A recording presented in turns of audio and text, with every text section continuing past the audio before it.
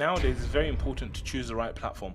So, for example, I think you're going to have much faster growth on something like TikTok than something like Facebook because TikTok is growing. TikTok is the newest platform, and the way it's kind of operating, people are getting successful on there very, very fast, right? So, it may be that I Mm, might pivot and I might say, well, rather than doing Instagram, I would do TikTok. And TikTok now allows longer form video as well, so it's not like it's really really bad and it's only 8 seconds all the time or something. So going on a platform which is naturally viral, that will help you with growth, that will help you with followers, that will help you with all those things. So that's the first thing I would say is pick the right platform and potentially mm, focus. Now, of course, if it's like you're producing exactly the same video as Instagram and it just takes another 10 seconds to upload to Instagram, maybe I would do both. Okay, but there is a level of focus that it needs, and there's a level of kind of you want to create the content specifically for that.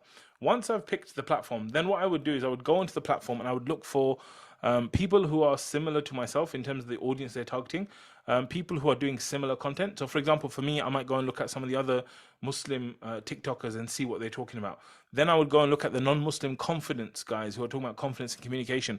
Then I would look at what videos are they doing. And same as YouTube, like you would go and find what are the most popular viral videos, and then we would probably want to make our own versions of that. So let's say someone said, look, here's a good way to make friends. Like if you look at the confidence content, there's a lot of stuff about making friends or being socially mm. not awkward and all these. So maybe I would see some of those videos. I'm like, okay, I'm going to make my own version of that. I'm going to be like the Muslim's guide to not feeling socially awkward. So that one element is pick the platform.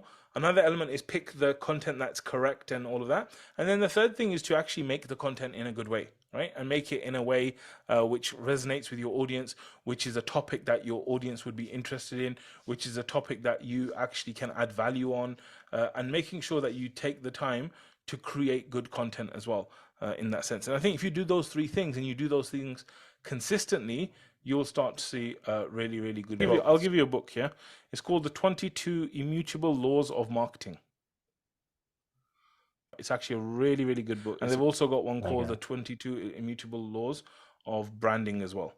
I do feel content creation is a little bit like swimming. Like you can read all about swimming, but you're not Yeah, really you going to get gotta. good at it until you're in the water swimming. Yeah, So it's the same with content creation. Like, yes, reading yeah. stuff alongside it is good, but what's really going to do it is going through it.